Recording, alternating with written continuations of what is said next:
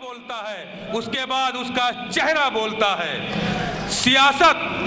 सियासत मुफलिसों पे कुछ इस तरह एहसान करती है, सियासत मुफलिसों पे कुछ इस तरह एहसान करती है, आंखें छीन लेती है और चश्मे दान करती है। नदी तो चाहती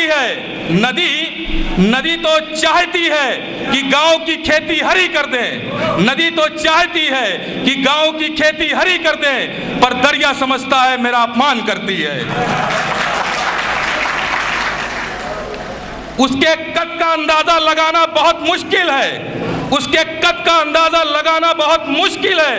वो आसमां है फिर भी सर झुकाए चलता है। उसके गले में अजब खुदा की कुदरत है, उसके गले में अजब खुदा की कुदरत है। वो जब बोलता है तो रोशनी सी होती है। बोलना एक औरत होकर पूरे प्रदेश की कमांड संभाले हुए हैं। जोरदार तालियों से इस्तकबाल कीजिए परवीन अय्यूब इदरीसी साहिबा का।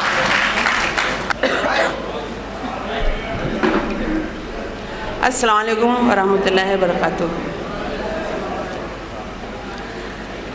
अभी हमारे बोलने से पहले हमारे बहुत सारे भाइयों ने आप सबको पसमानदा समाज के बारे में बहुत कुछ बता दिया है।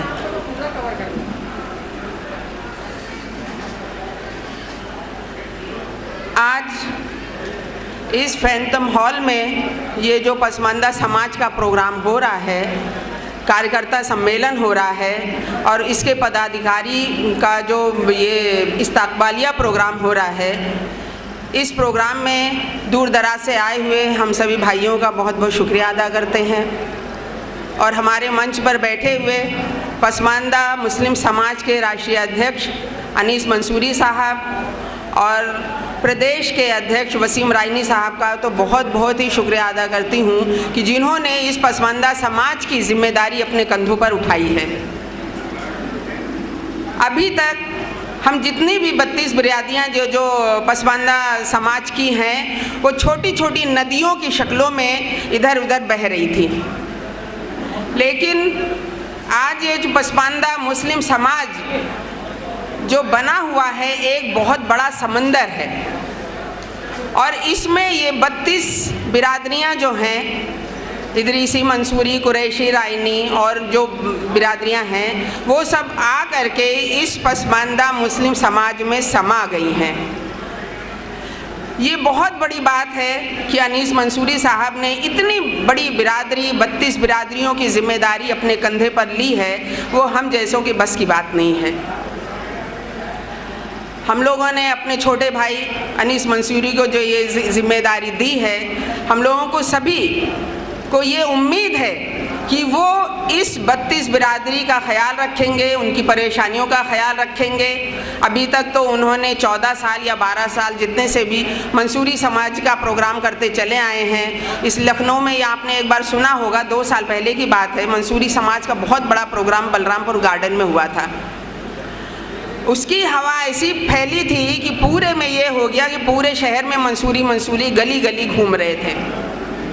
लेकिन अब आने वाले वक्त में जो 13 अक्टूबर को ये पसमानदा मुस्लिम समाज का सम्मेलन होने जा रहा है, वो तो सिर्फ एक मंसूरी समाज का सम्मेलन था जो गलियों में, लखनऊ की गलियों में घूमा था।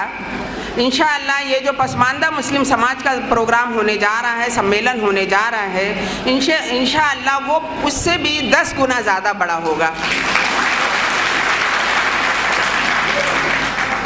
हम सभी बिरादरी जो अलग अलग धारा में बह रहे हैं, उन सब को चाहिए कि अपनी अपनी बिरादरी को इकट्ठा करें और उन सब को एक साथ होकर अनीस मंसूरी के सर पर एकदम लाद दें कि भैया लो, अब ये हमारी बिरादरी तुम्हारे ज़िम्मे पर है, इस बिरादरी को संभालो।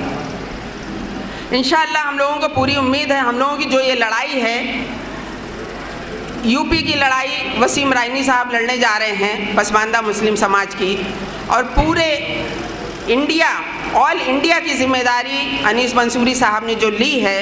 इंशाअल्लाह जो हम लोगों का मकसद है, जो मिशन है, वो इंशाअल्लाह अल्लाह ताला नेक नियति से हो रहा है, उसमें अल्लाह ताला ज़रूर कामयाबी देगा। अभी तो कोई भी प्रोग्राम हुआ नहीं है, लेकिन जितनी भी पार्टियां हैं उनमें सारी खलबली मच गई है कि ये कौन सा महाज है जो इतने तेज़ी से काम कर रहा है, एक तेज़ी से इतने लोग आकर के जुट रहे हैं, इसमें हमारी जो आगे हमारे बड़े भाई हैं, अगड़ी जाति के लोग हैं, अशराफ लोग हैं, उनको भी बड़ी परेशानियां हो रही हैं। उनको ये परेशानी हो रही है कि जो 100% मुस्लिम कहलाते थे, जो मुस्लिम के नाम पर वो 13-15% फ़ायदा उठा रहे थे, अब उसमें से 100% में से 85% अलग हो गए हैं। अब उनको इस बात की परेशानी है कि ये जो 85% का फ़ायदा वो ले रहे थे, उसका उन्हें अब नुकसान होगा। हर पार्टियों में देखिए, हमारे जितने भी बड़े भाई हैं, या चाचा बोल लीजिए या दादा नाना बोल लीजिए, हम लोगों का सिर्फ उन्होंने फ़ायदा उठाया हुआ है। जब इलेक्शन का टाइम आता है तो वो अकेले मुसलमान बन जाते हैं कि हम मुसलमान हैं, हमको वोट दे दो। लेकिन उसी में से जब हमारा कोई पसमानदा महाज का इलेक्शन लड़ता है तो उसको मुसलमान कहने से उनको गुरेज होती है। वो सिर्फ अपने को अकेला मुसलमान समझते हैं। आप देख लीजिए, आज किसी भी क्षेत्र में हो, चाहे एमएलए हो, एमपी हो, या और भी जो पार्टियों की जो सीटें हैं, उसमें यही हमारे बड़े भाई बैठे हुए हैं। टिकट का मसला आता है तो हमारी पार्टियां भी इन्हीं भाइयों को देती है, खां भाइयों को दे देती है, सैयद भाइयों को दे देती है। जब मुसलमानों को टिकट बांटने का टाइम आता है तो वो यही लोग नज़र आते हैं। अभी सुल्तानपुर की सीट में तो बैठी हुई, मैं भी किसी पार्टी से ताल्लुक़ रखती हूँ, लेकिन मैं तो खुलेआम कहती हूँ, सुल्तानपुर की सीट में वहाँ पर भी 2 खां भाइयों को टिकट मिला हुआ है। मैंने ये कहा, अगर 2 भाई में से अगर एक पसमानदा को दे दिया जाता, एक हमारे बड़े भाई को दे दिया जाता, तो दोनों सीटें निकल जाती। लेकिन हम लोगों को पसमानदा लोगों की वहाँ सुनवाई कहाँ है? वो लोग को पार्टियाँ तो कहती हैं पसमानदा तो नज़र ही नहीं आता है, वो आगे आता ही नहीं है। तो अब आने वाले इलेक्शन में जो 2012 में होने जा रहा है, उससे पहले हमारा ये अक्टूबर का प्रोग्राम सिर्फ इसलिए हो रहा है कि हम अपने बड़े भाई को समझा दें कि भैया जो 100% का तुम फ़ायदा उठा रहे थे, अब उसमें से 85% तो किनारे हो गया है, अब 15% से जो करना चाहो वो कर लो तुम। और ये हम लोगों की पूरी कोशिश रहेगी। और आप लोग भी ख्याल करके इस बात का ख्याल रखिए कि इन लोगों ने अभी तक हमारे पसमानदा भाइयों को बहुत ही पीछे रखा है, दामन पकड़ के चलना सिखाया है इन्होंने, पीछे पीछे हम लोग चलते रहे हैं, कभी इन्होंने अपने बगल बैठने का दर्जा नहीं दिया है। समझ रहे? चलिए, पहले परेशानियां थी, अल्लाह पसमानदा समाज आगे नहीं आया था, लेकिन आज अल्लाह का करम है कि हर बिरादरी में कहीं ना कहीं हमारा भाई इलेक्शन लड़ने के काबिल हो गया है। अल्लाह ताला ने उसको पैसा भी दिया हुआ है, इज्जत भी दिया हुआ है। अगर हम अब इलेक्शन नहीं लड़ेंगे तो कब लड़ेंगे? ये अक्टूबर का जो सम्मेलन होने जा रहा है, उसमें हम सबको, आप सबको जी जान से कोशिश करनी है कि वो सम्मेलन हमारा बहुत ही कामयाब हो, लोगों के हम छक्के छुड़ा दें। क्या ये पसमानदा बिरादरी है क्या? ये अभी तक तो बिहार में चलती चली आई है। आपने सुना होगा कि 27 जनवरी को जो हमारा प्रोग्राम रविंद्रालय में हुआ था, अली अनवर साहब बिहार के थे, उन्होंने पहले भी बड़ी कोशिश की थी कि हम लखनऊ में हमें बैठने की जगह मिल जाए। बड़ी प्रोग्राम उन्होंने कराने की कोशिश की थी, लेकिन उनको कोई जगह नहीं मिली थी लखनऊ में। तो उनका पहला प्रोग्राम हमारे ही घर पर हुआ था, तो मैंने कहा मैं भी सुन लूँ ज़रा इनकी क्या बात है। बहरहाल जब वो हमारा ये 27 जनवरी का प्रोग्राम हुआ, वो भी सब अनीस भाई ने ही अरेंज करवाया था, यही उसके संयोजक थे, लेकिन उसमें वो अली अनवर साहब को समझ में नहीं आया, तो वो प्रोग्राम से अलग हो गए। बहरहाल इस प्रोग्राम को, इस मिशन को आगे बढ़ाना है, इसलिए पसमानदा मुस्लिम समाज का नया गठन हुआ है। उसके राष्ट्रीय अध्यक्ष अनीस मंसूरी साहब को हम लोगों ने बनाया है। हमारा छोटा भाई है, मुझे उम्मीद है कि आप सब उसका साथ देंगे। और जो भी जिस ज़िले से आया है उसमें ये ज़रूर कोशिश करिएगा कि हमारे ये जो अशराफ तबके के जो भाई हैं, उनकी सीट ना निकलने पाए, नहीं तो हम फिर वही पीछे के पीछे रह जाएंगे। उनको सिर्फ हम अपनी सीट निकाल तो नहीं सकते हैं, लेकिन हरा तो ज़रूर सकते हैं।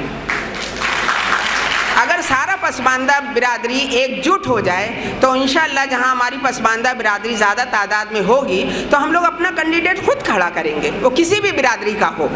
कोशिश यही होगी कि जिस ज़िले में हमारा पसमानदा बिरादरी मजबूत है वहाँ पर हमारा खुद का कैंडिडेट पसमानदा का खड़ा होगा और हम लोग ज़िले ज़िले में जा कर के मेहनत करेंगे और अपने कैंडिडेट को जिताएंगे और अपनी कैंडिडेट को विधानसभा में बिठाएंगे। हमारी जो पसमानदा की परेशानियाँ होगी विधानसभा में उठाई जाएंगी तो हम गरीबों का भी भला होगा। इसी सब मिशन के साथ आज अनीस भाई आप सबको पूरी बात बताएंगे। हम लोगों की जो तीन मांगे हैं वो भी अनीस मंसूरी बताएंगे आप सबको और अपनी बात को यहीं पर ख़त्म करते हुए इजाज़त चाहती हूँ। खुदा हाफिज़, अल्लाह हाफिज़। बहुत बहुत शुक्रिया ऑल इंडिया की वरिष्ठ उपाध्यक्ष मोहतरमा परवीन अयूब साहब।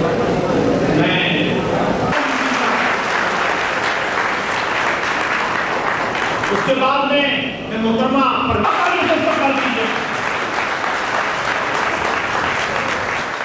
उसके बाद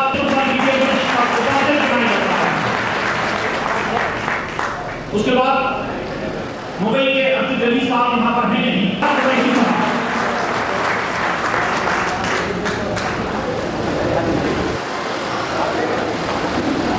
माशाअल्लाह हाजी नसीर अहमद साहब ये कोषाध्यक्ष हैं।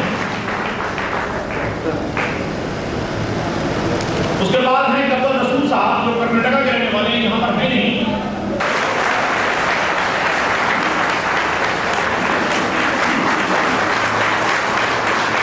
जो उत्तर प्रदेश और ऑल इंडिया के और मोहम्मद रिजवान साहब गाजी हैं। मोहम्मद रिजवान गाजी साहब, मोहम्मद रिजवान गाजी, मोहम्मद रिजवान गाजी। देखिए यही करना होना चाहिए को कि हाथ हमारा नहीं पड़े, चीज तक होना चाहिए। मोहम्मद सलीम का भी इस्तेमाल कीजिए। और सबसे आखिर में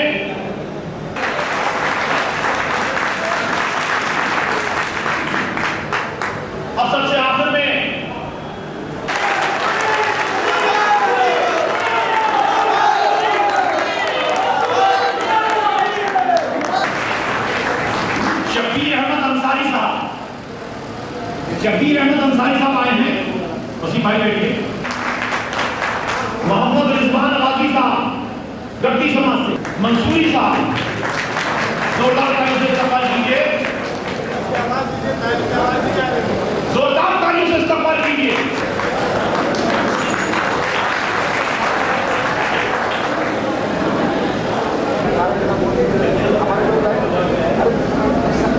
के सामने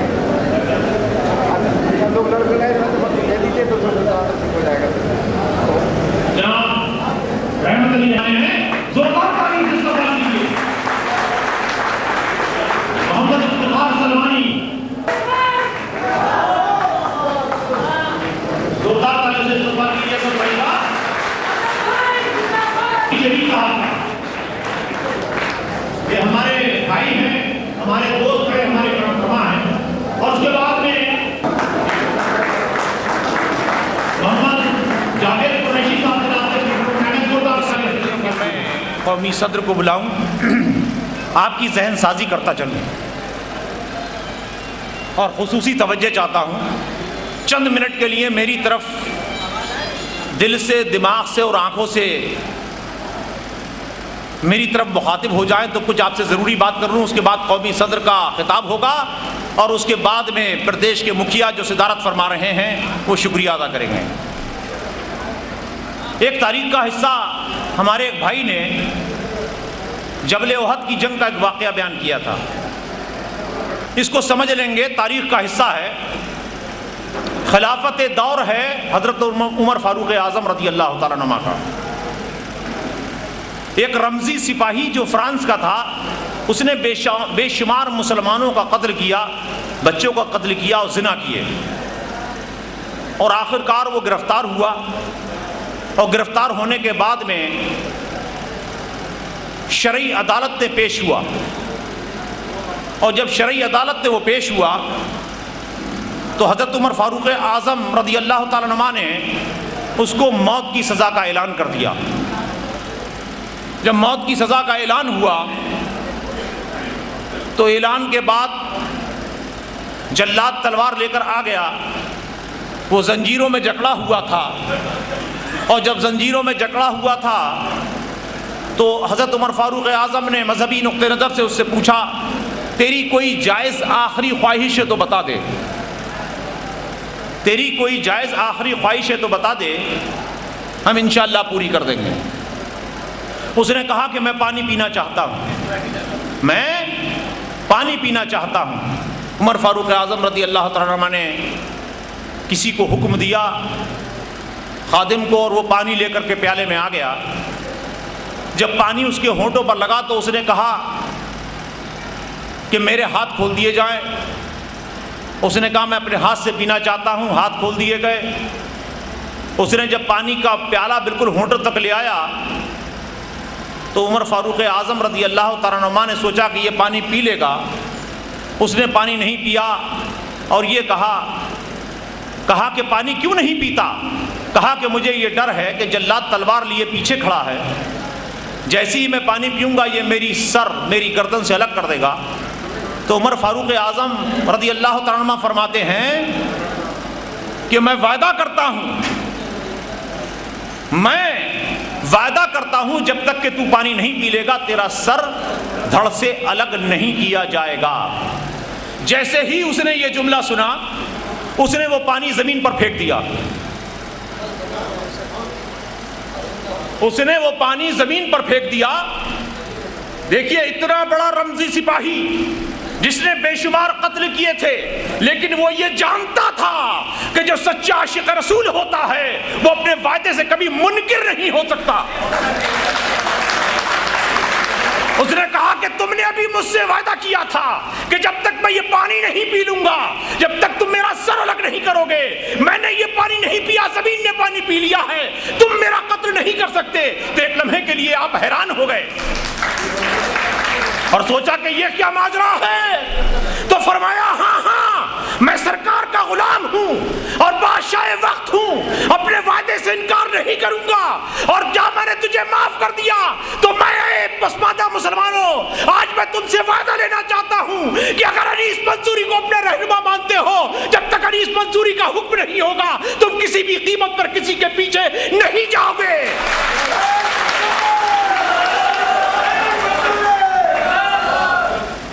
और कैसे, एक बड़ी मशहूर बात है कि घर के अंदर चाहे 10 बच्चे हों, लेकिन मिसाल एक ही होता है, घर में एक, वन में एक और रन में एक, मैदान जंग में। और मैदान जंग की सियासत के अंदर जब अनीस मंसूरी उतरेगा और पसमानदा की आवाज लगेगी तो मुझे अल्लाह की जात पर यकीन है कि इसी 12 विधानसभा के अंदर उत्तर प्रदेश ही नहीं बल्कि हिंदुस्तान के अंदर कोहराम मच जाएगा।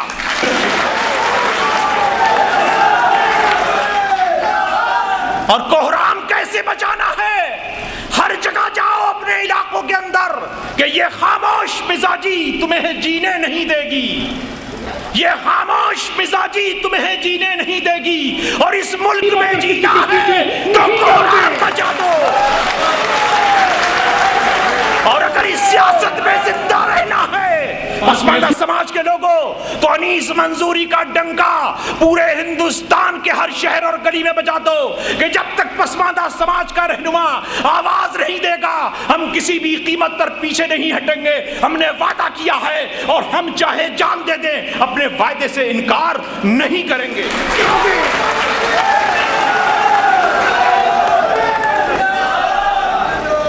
एक नुक्ता और बयान कर दूं। वो नुक्ता क्या है आफ्ताब भाई, कि अक्सर मुसलमान और खास तौर से पसमानदा मुसलमान क्या कहता है, इलेक्शन के दौर में हम पासंग की तरह हैं, हम जिधर पड़ेंगे उसे जिता देंगे और हरा देंगे। लेकिन तुम्हें मालूम नहीं कि जब हल्दी बेचने वाला मिर्चे बेचने वाला अपने तराजू का पासंग करता है तो एक रास्ते में से पासंग उठाता है गिट्टी की शक्ल में, किसी लकड़ी की शक्ल में, और उसे रख लेता है, शाम तक उसका इस्तेमाल कर देता है और बाद में पासंग को फेंक दिया करता है। तुम्हें वजन बनना है और अनीस मंसूरी के हाथों को मजबूत करना। तो एहसान चूहों पे नहीं शेरों पे किया जाता है। एहसान करने का वक्त है। अगर तुमने इस शेर पर एहसान किया तो तुम भी अपना हक हासिल कर लोगे और 12 विधानसभा के अंदर 25 नहीं बल्कि इंशाअल्लाह 50 विधायक पसमानदा समाज के होंगे। मैं उसी शेर को बुला रहा हूं। इस शेर के साथ ये किस शेर की आमद है कि रन कांप रहा है, और रन क्या है, चरखे सुखन कांप रहा है। जोरदार तालियों से इस्तकबाल कीजिए अनीस मंसूरी का।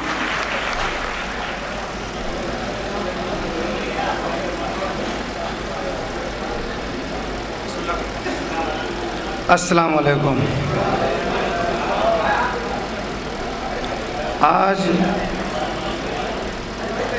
लखनऊ के सरजमी पर मुनक़िद पसमानदा मुस्लिम समाज का कार्यकर्ता इजलास, और इस इजलास में मंच पर तशरीफ़ फरमा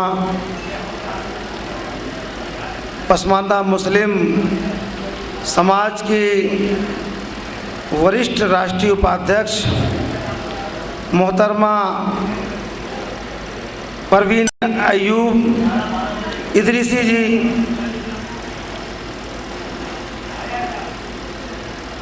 आज इस कार्यक्रम की निजामत कर रहे बड़े भाई जनाब अंजुम अली मंसूरी साहब, राष्ट्रीय महासचिव पसमानदा मुस्लिम समाज,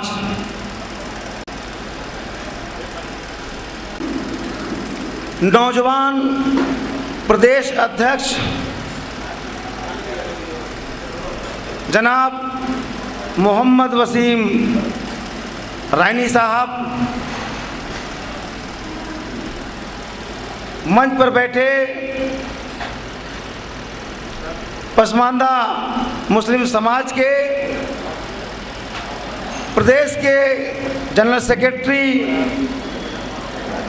बड़े भाई अब्दुल रऊफ हाशमी साहब, मंच पर तशरीफ़ फरमा कुरैशी समाज के नौजवान कद्दावर लीडर पसमानदा मुस्लिम समाज के नवनिर्वाचित राष्ट्रीय उपाध्यक्ष जनाब इजहार कुरैशी साहब, जोगी समाज के लीडर जनाब आफ्ताब अहमद जोगी साहब, जो प्रदेश के उपाध्यक्ष हैं, पसमानदा मुस्लिम समाज के प्रदेश के संगठन मंत्री भाई मोहम्मद अजहर कस्सार साहब, जिनका ताल्लुक़ मुस्लिम धोबी समाज से है, मंच पर बैठी बहन फरीदा बानो, जो मुस्लिम धोबी समाज की महिला विंग की प्रदेश की लीडर हैं,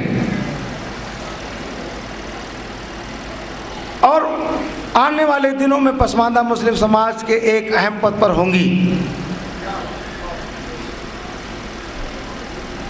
प्रदेश के सचिव आजमगढ़ की धरती से चलकर आए भाई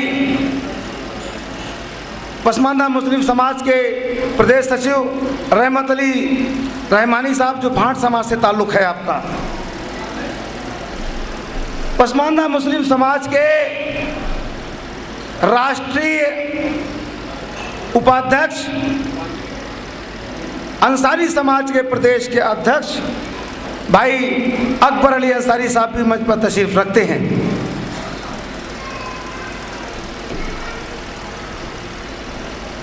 पसमानदा मुस्लिम समाज के उत्तर प्रदेश के वरिष्ठ उपाध्यक्ष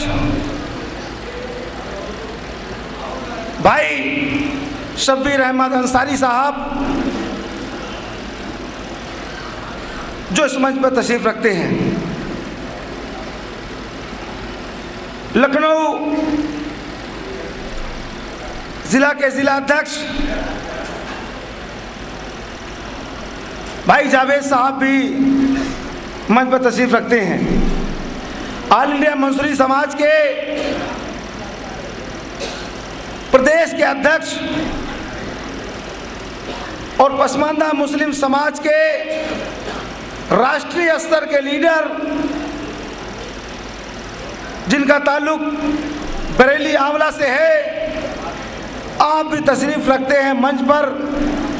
जितना भारी भरकम इनका शरीर है उतना ही भारी भरकम इनका काम भी है। मुख्तार भाई खड़े हो जाइए एक बार। आने वाले दिनों में रैली में मुख्तार साहब की अहम भूमिका होगी और एक और मुख्तार साहब लखनवी हैं जो पूरे उत्तर प्रदेश में हमारे साथ संगठन में काम करते हैं और ऑल इंडिया मंसूरी समाज के राष्ट्रीय सचिव और प्रदेश के महामंत्री भी हैं जनाब मुख्तार मंसूरी साहब। ऑल इंडिया पसमानदा मुस्लिम समाज के राष्ट्रीय प्रवक्ता जिनका लखनऊ से ताल्लुक़ है भाई शरीफ अहमद मंसूरी साहब भी नीचे बैठे हुए हैं। एक बार उठ जाइए आप भी।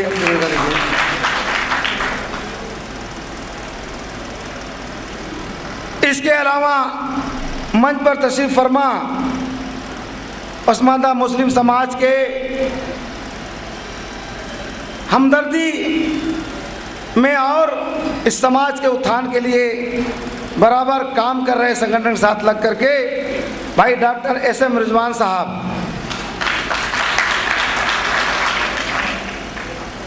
इकबाल अहमद मंसूरी साहब भी इस मंच पर तशरीफ रखते हैं जो प्रदेश के सचिव हैं।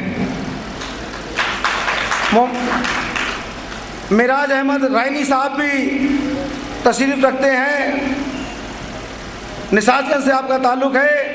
मोहम्मद रईस इदरीसी साहब और पसमानदा मुस्लिम समाज के प्रदेश के उपाध्यक्ष नईम इदरीसी साहब भी तशरीफ रखते हैं। अमीन अहमद इदरीसी साहब, मोहम्मद सरफराज अब्बासी साहब, खालिक अली साहब, मोइनुद्दीन परदेसी साहब, गुड्डी बॉस, अकबर अली मोहम्मद हसीन, ज़हीर अंसारी साहब जो सलाहकार हैं इलाहाबाद मंडल के पसमानदा मुस्लिम समाज के, रईस अंसारी साहब, मुमताज़ अंसारी साहब, सबका ताल्लुक़ डिस्ट्रिक्ट प्रतापगढ़ से है। और भी जिन हजरात का मैं नाम नहीं ले पाया मंच पर विराजमान हैं वो हमारे मुअज़्ज़िज़ मेहमान हैं। अंत में इस पसमानदा मुस्लिम समाज का सारा दारोमदार जिससे समाज चलता है उसका पूरा हिसाब किताब रखने वाले बड़े भाई हाजी नसीम अहमद मंसूरी साहब जो पसमानदा मुस्लिम समाज के राष्ट्रीय कोषाध्यक्ष हैं, आप भी तशरीफ रखते हैं। हमारे सामने उत्तर प्रदेश के ज़िले ज़िले से आए सभी मुअज़्ज़िज़ हज़रात,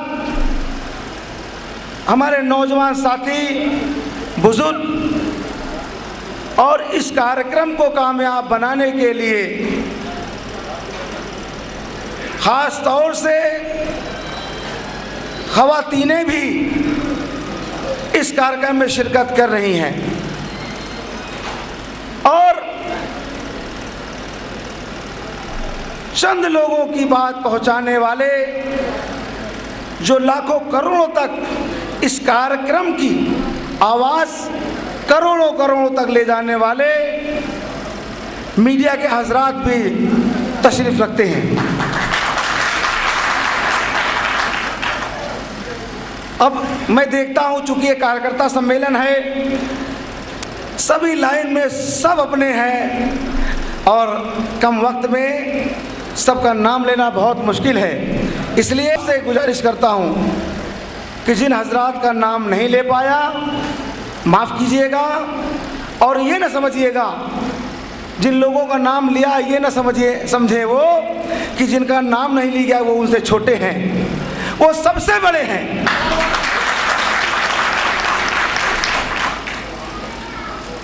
मुद्दे की बात पसमानदा समाज के बारे में मुझसे पेशतर तमाम मुकर्रर हजरात ने तफसील में आपसे गुफ्तगू किया, और मैं भी बार बार वही बात दोहराऊं, वक्त ज़ाया हो जाएगा। इसलिए आज आप लोग आए हैं, हज़ारों लाखों मीटिंगें होंगी, हमें आप हज़ारों लाखों बार सुनेंगे, लेकिन आज वक्त की तंगी को देखते हुए हम थोड़ा सा संगठन पर रोशनी डालेंगे, थोड़ा सा मुस्लिम समाज के मसाइल पर रोशनी डालेंगे। उसके बाद आप लोग बाअदब तहज़ीब के दायरे में अनुशासन का परिचय देते हुए एक दूसरे का एहतराम करते हुए खाने पर जाएंगे। भीड़ लूट खसोट मत करिएगा। अल्लाह का शुक्र है बहुत इंतजाम किया है हमारे वसीम साहब ने, प्रदेश के अध्यक्ष जी ने, वसीम रानी साहब ने। मैसेज दीजिए, आप लोग कार्यकर्ता लोग हैं, आम जनता नहीं है। और मैं ये जानता हूँ कि जो लोग मंच पे बैठे हैं और जो लोग नीचे बैठे हैं, ये कोई मामूली लोग नहीं हैं। इनके पीछे लाखों लाखों लोग हैं। ये आज अकेले आए चूँकि इनको अकेले बुलाया गया है, लाखों लाखों लोग हैं, ये कोई मामूली हस्तियां नहीं हैं। मैं सभी हजरात का तहे दिल से, दिल की गहराइयों से इस्तकबाल करता हूँ। ख़ास बात चूँकि हमारे यहाँ वर्कर्स हैं, ओहदेदारान हैं, जब इनसे कोई पूछेगा कि भाई नया नया संगठन है, कि पसमानदा क्या है, बहुत से लोग जानते भी हैं, बहुत से लोग नहीं भी जानते हैं, और इसके मकसद क्या है, ये मिशन क्या करेगा, इसके लिए बताना ज़रूरी है कि पसमानदा मुस्लिम समाज के पसमानदा तबके के फलाह और बहबूदी के लिए 3 मुद्दों पर केंद्रित है। पहला, पसमानदा तबके के मुसलमानों को जब से देश आज़ाद हुआ 63 साल से अब तक इनके अधिकार, हक और हुकूक नहीं मिल पाए हैं। उसकी वजह थी कि हमने पसमानदा तबके में से कोई अपना लीडर पैदा नहीं किया था। हमने उन लोगों में अपना इत्मीनान जताया जिनसे 63 साल तक अब तक हमें धोखा मिला, और ये समाज पसमानदगी के दौर से गुजरने के लिए मजबूर हो गया। 3 सीटें हैं जिनमें मुसलमानों की आबादी के हिसाब से 90 सीट बनती है। 90 सीट में 14 सीट चच्चा लोगों की बनती है। चच्चा लोगों का मतलब समझ गए होंगे सब लोग। मुस्लिम समाज के उन 15% लोगों की बनती है। चलिए, अभी तक वो सारा हमारा हक खाते चले आए हैं, कोई बात नहीं, हम थोड़ा उन्हें ज़्यादा बढ़ा देते हैं, नहीं तो उन्हें गहरा सदमा लग जाएगा। 25 ले जाओ, 14 में 25 ले जाओ, 65 तो हमारे हो गए पिछड़े वर्ग के लोगों का, और 65 में हम पसमानदा तबके के लोग जिनकी जितना आबादी है उस हिसाब से टिकट बांट लेते हैं। तो जब पसमानदा तबके के लोग टिकट पा जाएंगे तो जिस क्षेत्र में अंसारी प्रत्याशी होगा वहाँ पर सारे पसमानदा के लोग अंसारी को लड़ाएंगे। जहाँ कुरैशी होगा वहाँ सारे पसमानदा के लोग कुरैशी को लड़ाएंगे। जहाँ मंसूरी होगा इसी तरह सभी जातियों के लोग हर जगह लड़ाएंगे। मानते हैं कि 65 में हम आधा हार जाएंगे, आधा तो जीतेंगे। आधे का मतलब कि 32-33 सीट जीतेंगे। आज हमारा नुमाइंदा लोकसभा में ना तो विधानसभा में ना के बराबर है, और जो है भी तो पार्टी के पिट्ठू हैं, पसमानदा की बात करते नहीं। तो जब पसमानदा के बैनर के तले वो हमारा 32-33 विधायक असेंबली में चुन करके जाएगा, तब वो पसमानदा तबके का विधायक पसमानदा की बात मजबूती से रख सकेगा। हमारे समाज की तरक्की यहीं से शुरू हो जाएगी। इसलिए वो विधायक हैसियत में रहेगा कि हमको टिकट पसमानदा के जरिए मिला है, हम पसमानदा के नीचे हैं। और पार्टी का मुखिया भी हैसियत में रहेगा कि ये विधायक हमारा नहीं है, ये पसमानदा के लोग हमारे के हैं, ये पसमानदा का है, ये विधायक हमारा नहीं है। तब वो विधायक हमारे पसमानदा लोगों का काम भी करेगा। और जहाँ पर पसमानदा तबके के लोगों के लिए कानून बनते हैं, बिगड़ते हैं, आर्थिक पैकेज की मांग होती है, वहाँ पर जब हमारे 33 नुमाइंदे उस डिमांड को मजबूती से रखेंगे तो कोई सरकार ना नहीं कर सकती, हिम्मत नहीं है। मेरे दोस्तों, ये रही भागीदारी की बात कि भागीदारी हमको सियासत में चाहिए। बहुत से हमारे लोग ये कहते हैं, कुछ उलमाए किराम कई सालों से एक पुराना टूटा फूटा रेडियो बजा रहे हैं। पुराना टूटा फूटा रेडियो मर्फी कौन सी कंपनी का था, पुराना वाला, वही बजा रहे हैं। जहाँ देखो, जिस मंच पे देखो, तालीम तालीम तालीम करते चले आ रहे हैं। ये 63 साल से करते चले आए हैं। आपने कभी पीछे भी रिजल्ट में देखा? केवल वो मन से कह करके फुर्सत पा जाते हैं। अरे आप कह करके अमली जामा पहनाने की कोशिश तो करते ही नहीं। इसलिए मानवर कांसी राम साहब ने 24 साल तक मूवमेंट चला करके कभी कोई स्कूल, विद्यालय, महाविद्यालय नहीं खोला और न तालीम की बात की। उनका कहना था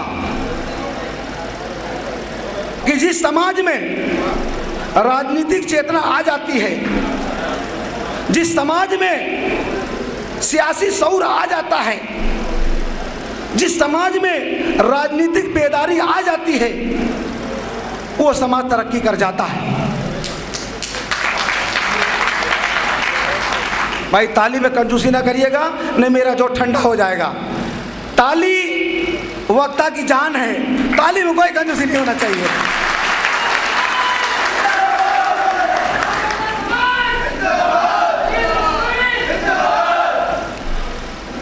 हमारे साथ जो भेदभाव हुए हैं, यहाँ पर सारे जिम्मेदार लोग हैं, सब समझते हैं कि हमारे साथ कहाँ कहाँ कितना भेदभाव हुआ है।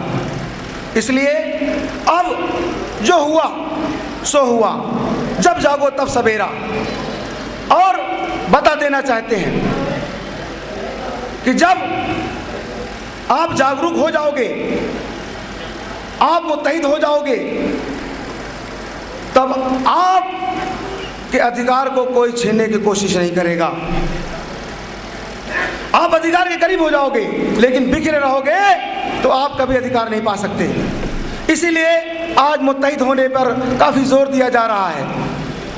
तीसरा मैं बता देना चाहता हूँ, दूसरी बात, एक तो भागीदारी हो गई, दूसरी बात राजेंद्र सिंह सच्चर कमेटी की रिपोर्ट पर रोशनी मुझसे पेशतर प्रदेश के महासचिव भाई अब्दुल रऊफ साहब ने आपको बताया होगा। ज़्यादातर लोग जानते हैं, चूंकि 403 पन्ने की सच्चर साहब की रिपोर्ट है, अगर हम एक पन्ना भी छेड़ देंगे तो आधा घंटा चला जाएगा। इसलिए ये मांग करते हैं कि राजेंद्र सच्चर जी की जो रिपोर्ट है और मुस्लिम रिजर्वेशन की वकालत की गई है, उनके लिए आर्थिक पैकेज की बात कही गई है, उसे तत्काल लागू होना चाहिए, जिससे हमारे बच्चे तालीम भी पा सकेंगे, सरकारी नौकरियों में भी जा सकेंगे, अच्छा व्यवसाय भी कर सकेंगे। तीसरी मांग, चूंकि आपको जवाब देना पड़ेगा गांव में जाके, रहमत साहब आजमगढ़ में जवाब देना पड़ेगा आपको। तीसरी बात, धारा 341, बहुत से लोग यहाँ नहीं जानते होंगे, बहुत से लोग जानते भी होंगे। संविधान की धारा 341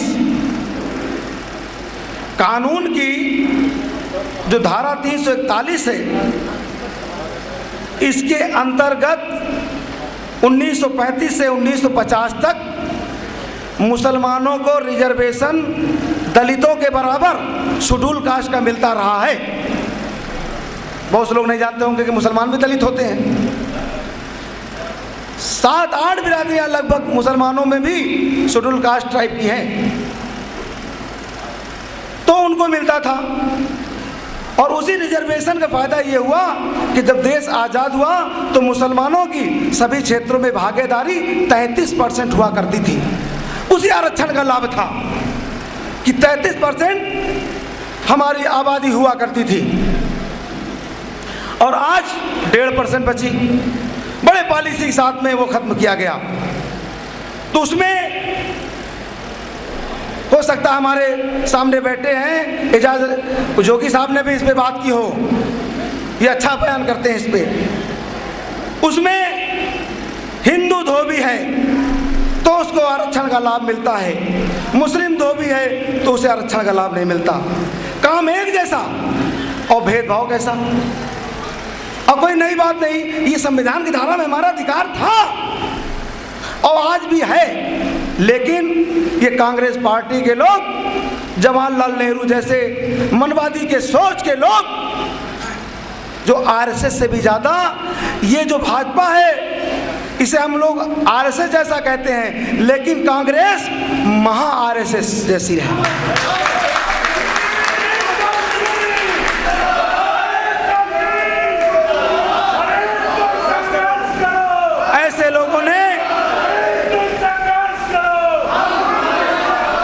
ऐसे लोगों ने कांग्रेस ने सोचा कि अब आज़ादी के बाद मुसलमान 33% है और 14,000 उलमाए किराम ने कुर्बानियाँ दी हैं आज़ादी में, अब तो ये 33% तो है ही है, इसके अलावा मांग सकता है।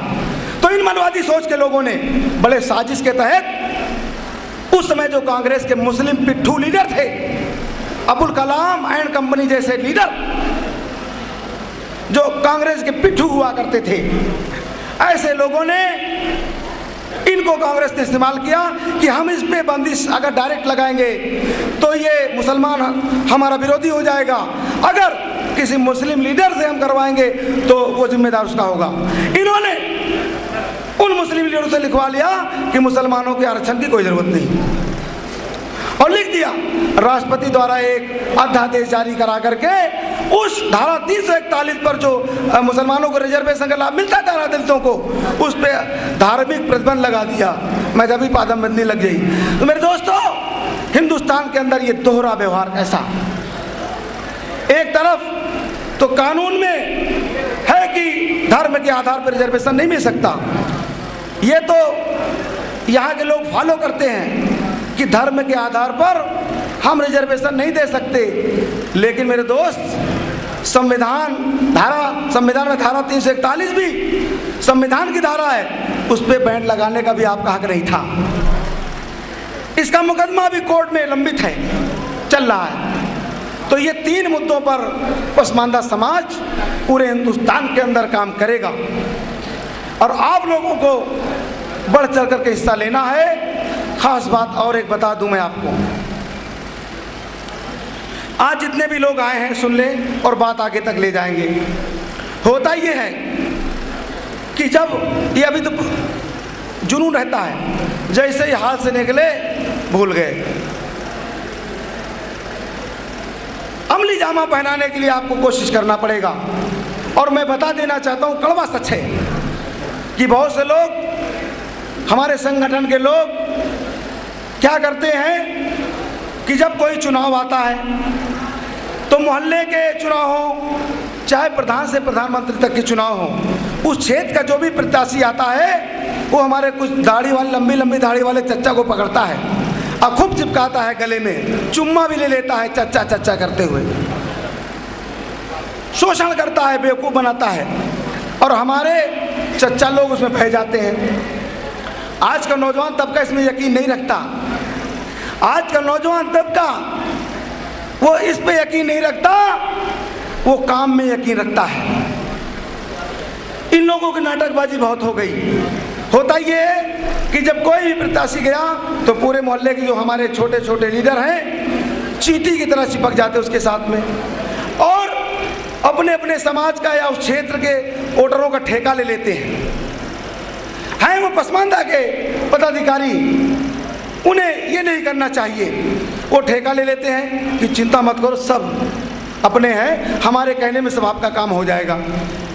वो क्या करते हैं, वो नेता, वो प्रत्याशी, वो लोकल लेवल पर लोगों से काम लेकर के अपना काम बना लेते हैं और बाद में टाइम टाइम फिस कुछ भी नहीं होता। आज ये पसमानदा समाज उससे परहेज करने के लिए आपको हिदायत देता है कि आप उनके बहकावे में ना आए।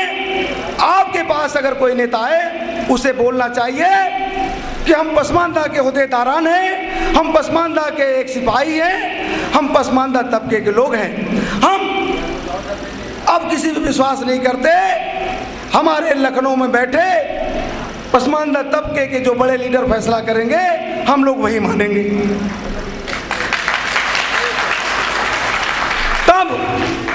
तब जाके आपकी हैसियत उभरती है, तब वहाँ के लोग जानेंगे कि इनमें बड़ी एका है, बड़ी यूनिटी है इनमें, इनको तोड़ना मुश्किल काम है। चलो इनके ऊपर नेता से बात करते हैं, उन्हें तुम्हारी ज़रूरत है। जब आपने उन्हें सिरे से नकार दिया तो चलो नेता से बात करते हैं। जब नेता से बात करने आते हैं तो नेता आपकी मसाइल की बात करता है, निजी फायदे की बात नहीं करता। हम कहेंगे चलो आपके साथ सही, लेकिन आप पसमानदा को क्या दोगे? तो आज पसमानदा कानूनी तौर पर कानून में आपका हक सुरक्षित हो, इसकी लड़ाई लड़ रहा है। मोहल्ले के छोटे छोटे निजी फायदे, दोस्ती यारी को भूलना पड़ेगा, तब तो आप कामयाब होंगे, वरना कामयाब नहीं हो सकते। जैसे आज यादव समाज के लोगों में राजनीतिक चेतना आई, उन्होंने एक अपना पेशवा लीडर माना। पूरे उत्तर प्रदेश में कहीं चले जाइए, यादव बिरादरी के लिए जान दे दीजिए, वो भी आपके लिए जान दे देगा, लेकिन एहसान के बदले एहसान कर देगा। लेकिन उसे कह दो कि भाई ये हमारे पसमानदा का मुसलमान है, इसको वोट देना है, तो आपसे समझौता नहीं करेगा। कमोबेश यही हाल दलित समाज के लोगों का है।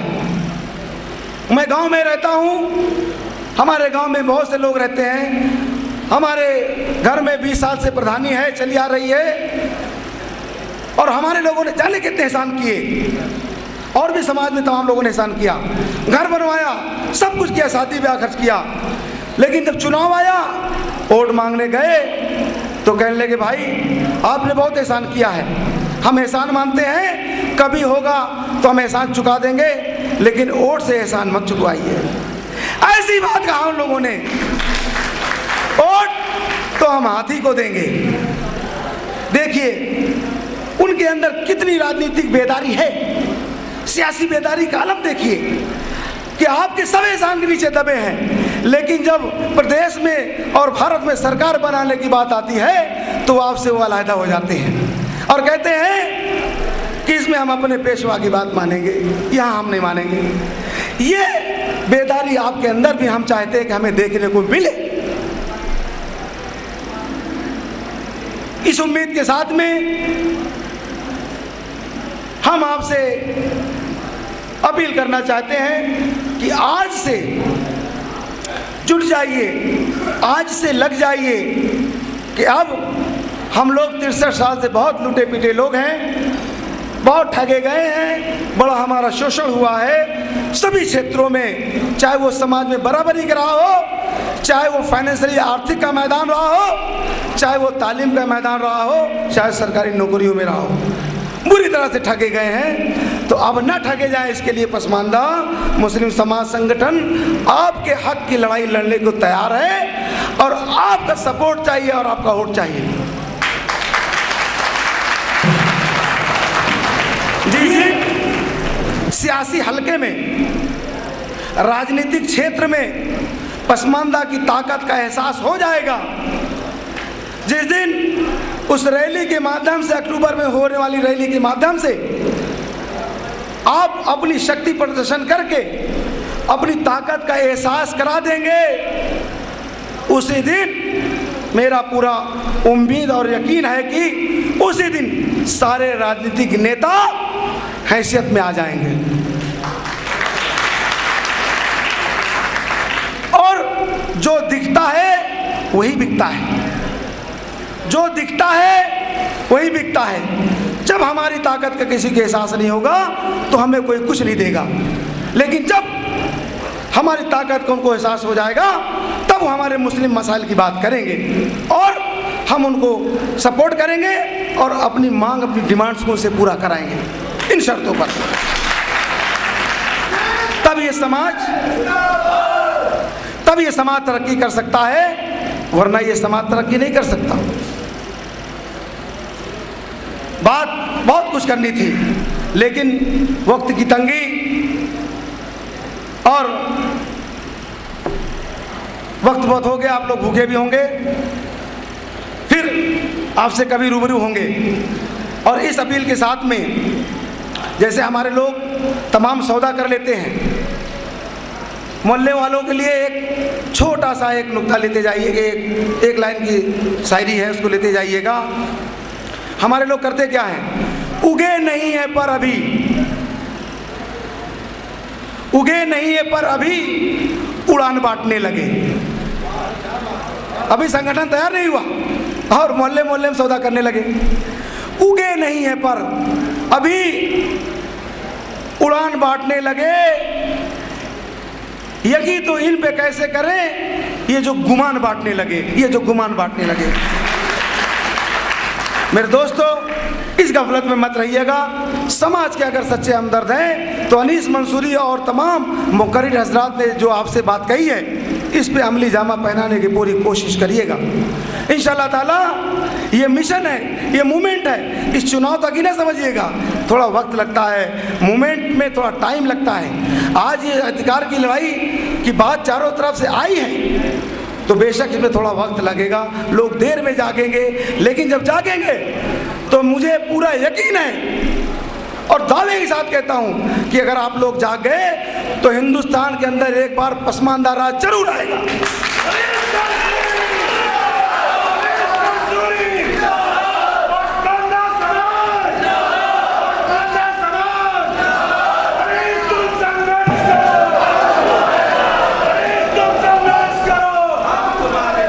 बस आखिरी अपील कि मेरे दोस्तों,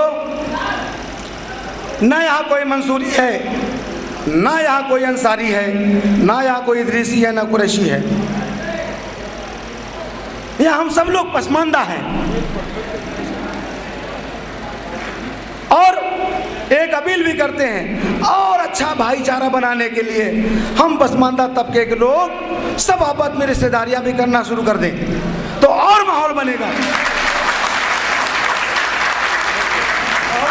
भाई हम लोग एक ही मंजिल के राही हैं और एक ही मंजिल है हमारी जहां पहुंचना है, और हम लोगों का दर्द भी एक है, तो बढ़ के क्यों रहे मेरे दोस्तों। इससे और भाईचारा भाईचारा बढ़ेगा, प्यार मोहब्बत बढ़ेगा और हमेशा के लिए हम लोग जिंदा रहेंगे। पसमानदा हमेशा जिंदा रहेगा। आपस में कम ज़्यादा किसी को मत आकिएगा कि वो मंच पे बैठ गए हम नीचे थे। अगर ऐसी भावना आपके अंदर आ गई तो आप संगठन नहीं चला सकते।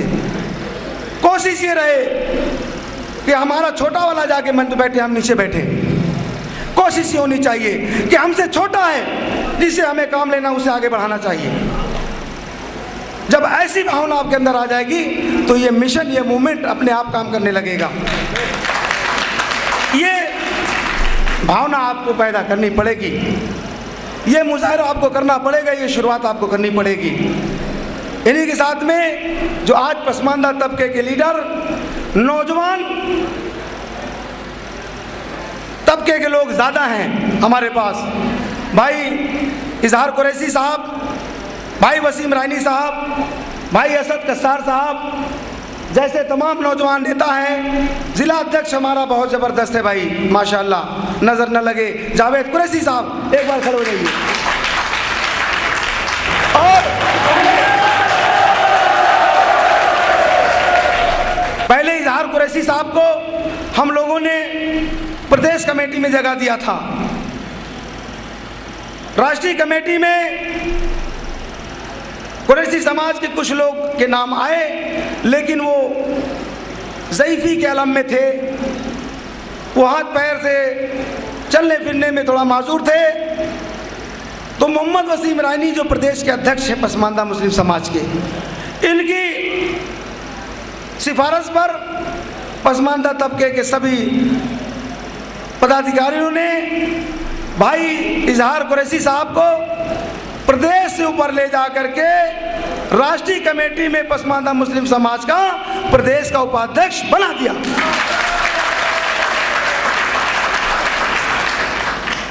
और हमारे बीच में मोहतरमा परवीन अयूब इदरीसी जी तशरीफ फरमा है। आपका इदरीसी समाज का संगठन आज उत्तर प्रदेश में काफी सक्रिय माना जाता है और मुझे यकीन है कि आने वाले रैली में इदरीसी समाज की भी अहम भूमिका होनी चाहिए। और आप लोग हाथ उठा करके ये बात जता दीजिए, ये हमें भरोसा दिला दीजिए कि मैं और ये पूरा संगठन आपके अधिकार की लड़ाई लड़ता रहेगा और हमेशा लड़ता रहेगा, लेकिन आपका सपोर्ट चाहिए। बहुत बहुत शुक्रिया। मैं सभी लोगों से यही उम्मीद करता था, इंशाअल्लाह ताला हम लोग जब आगे बढ़ेंगे तो हमारे पीछे तमाम अड़चनें आएंगी। मोहल्ले में तमाम लोग हमें तमाम टांटिंग करेंगे, तमाम छीटाकशी भी करेंगे, लेकिन वो इसलिए करेंगे, अहम बात बता रहा हूँ आपको, जब आप पसमानदा की बात करोगे तो वही मोहल्ले के आपका अपना एक भाई आपका दुश्मन बन बैठेगा और छीटाकशी करेगा। अरे अब कुरैशी भी नेता हो गए, अरे अब मंसूरी भी नेता हो गए, और कहे भाई कहाँ गए थे, आपसे मजाक उड़ाएगा, आपको तमाम छीटाकशी करके आपको एहसास से कमतरी के शिकार बनाएगा, इन्फीरियरिटी कॉम्प्लेक्स भरेगा। तो आप उससे परेशान ना होइएगा। जब ये आवाज आ जाए कि भाई ये लोग क्या कर रहे हैं, उनकी परेशानी बढ़ जाए, तब आप समझ लीजिएगा कि ये संगठन की कामयाबी उनको रास नहीं आ रही है।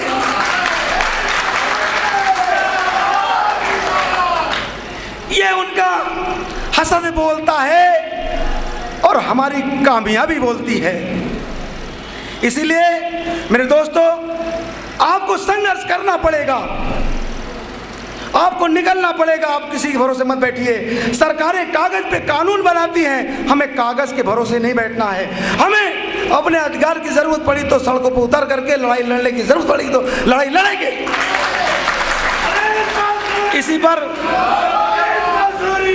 इसी जो हमारे समाज के फला बहबूदी के लिए तमाम कानून बने, सब कागजों फाइलों में दबे हैं। इसी कागज और कलम पे एक शेर पेश करते हुए अपनी बात खत्म कर दूंगा। गौर करिएगा, पढ़े हैं जब भी कलम के निशान कागज पर, पढ़े हैं जब भी कलम के निशान कागज पर, सिमट के आ गया सारा जहान कागज पर, सिमट के आ गया सारा जहान कागज पर। अरे करूं तो कैसे करूं इत्मीनान कागज पर, करूं तो कैसे करूं इत्मीनान कागज पर, न जाने कितने हैं झूठे बयान कागज पर।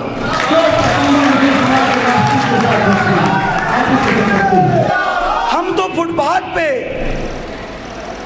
फुटपाथ पे रातें गुजारते हैं अभी, हम तो फुटपाथ पे रातें गुजारते हैं अभी, रोज बनते हैं हजारों मकान कागज पर, रोज बनते हैं हजारों मकान कागज पर। दोस्तों, इसी के साथ मैं अपनी बात खत्म करना चाहूँगा और अपील करना चाहूँगा कि बड़े ही अदब के साथ में आप लोग खाने पर जाएंगे। भाई अंजुम साहब, बहुत बहुत शुक्रिया। आपने अपनी रूहे रवां और अपने दिल की धड़कन को सुना। उससे पहले 1 मिनट बैठ जाइए। हेलो, बैठ जाएं आप 2 मिनट। अब प्रदेश आज के सदारत और प्रदेश के मुखिया आली जनाब वसीम रायनी साहब इस प्रोग्राम के शुक्रिया अदा करने के लिए आएंगे। उसके बाद दुआया कलमात और बात खत्म, उसके बाद वो गाना होगा। वसीम रायनी, जोरदार तालियों से इस्तकबाल कीजिएगा वसीम रायनी साहब का।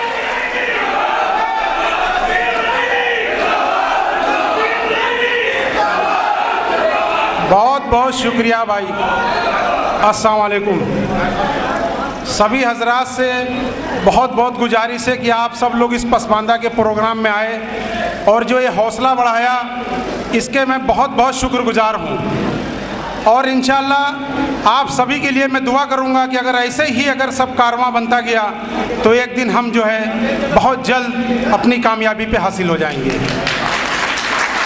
मैं अपने सभी भाइयों का बहुत बहुत शुक्रिया अदा करता हूँ कि जितने भी भाई हमारे यहाँ आए हैं सब खाना खा करके ही जाएं। और सभी भाइयों को तहे दिल से शुक्रिया अदा करता हूँ। खुदा हाफिज़। शुक्रिया के बाद में 1 मिनट के लिए डॉक्टर रिजवान साहब आएंगे और दुआया कलमात कह करके प्रोग्राम का इख्तिताम हो जाएगा और आप लोग खाना खाइएगा।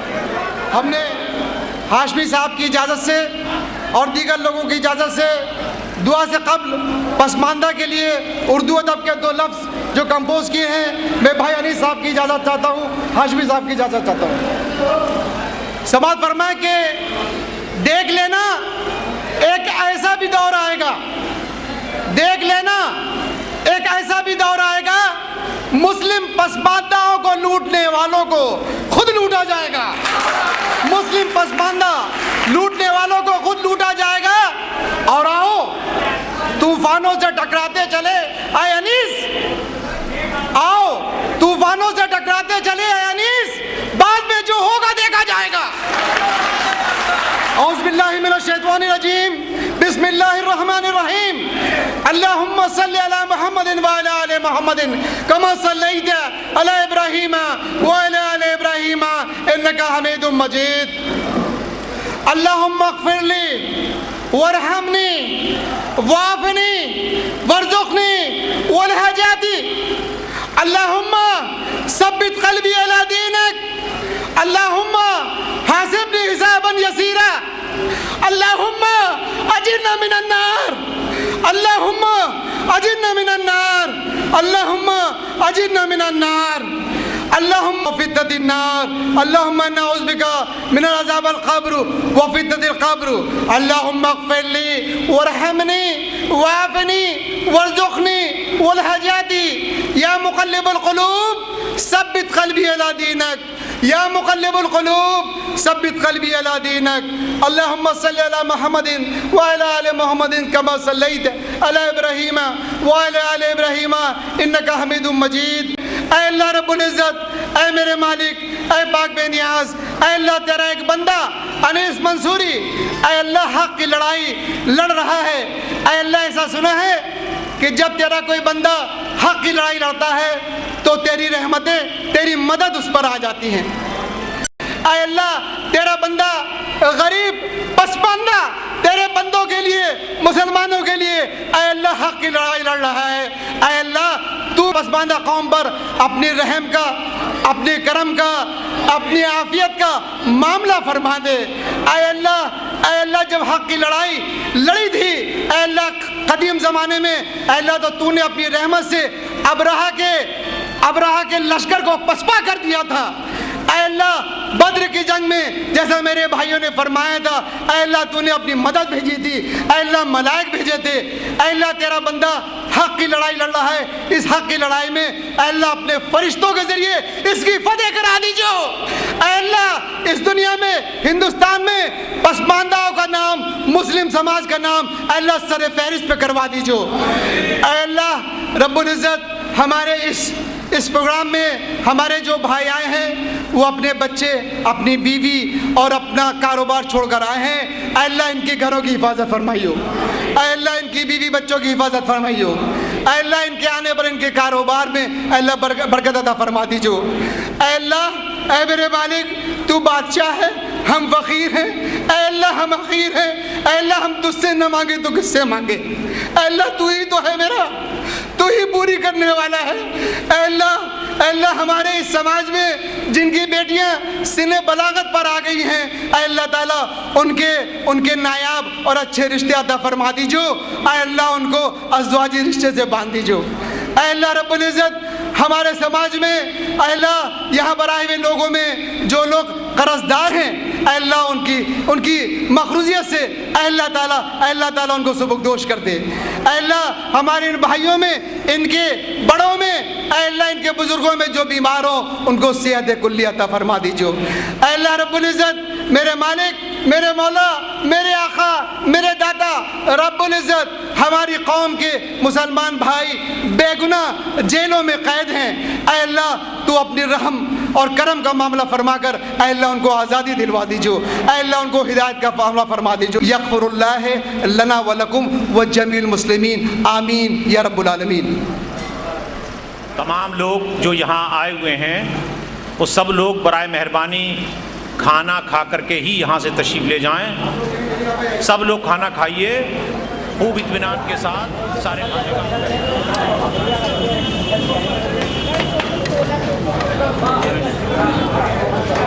चलो चार